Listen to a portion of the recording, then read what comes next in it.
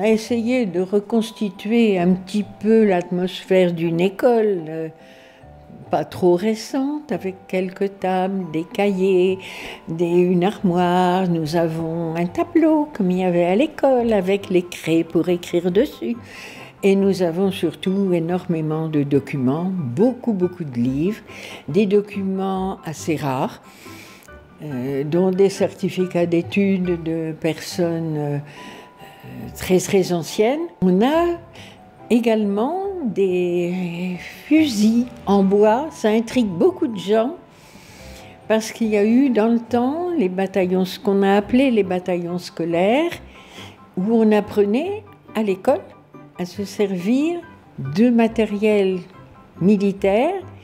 Évidemment, on ne leur mettait pas les véritables armes dans les mains, mais on leur mettait des armes factices en bois qui étaient l'exacte production. Tous les gens pourront rentrer et voir ce que nous avons, et si ça les intéresse, pourront consulter les documents que nous avons et tout ça.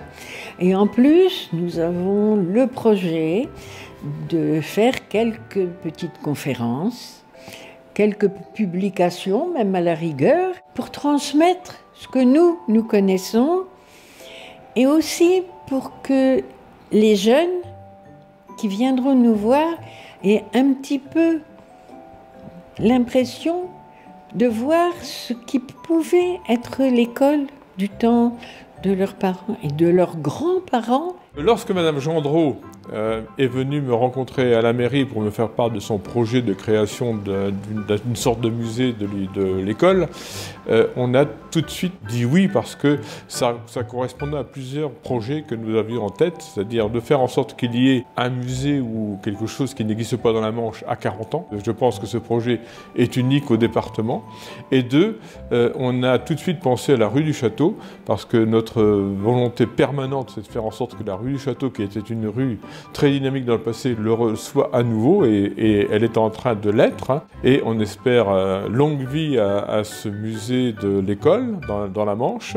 Et puis on sera aux côtés de Madame Gendreau et de son équipe, financièrement au début, parce que je pense qu'on participera un peu au montant du loyer, et on espère avoir une subvention du département pour pouvoir combler le reliquat du loyer à payer. On remercie Madame Gendreau, on remercie la propriétaire qui a fait les travaux, et puis on souhaite que de nombreux visiteurs viennent visiter ce nouveau local. À bientôt sur tvie.tv.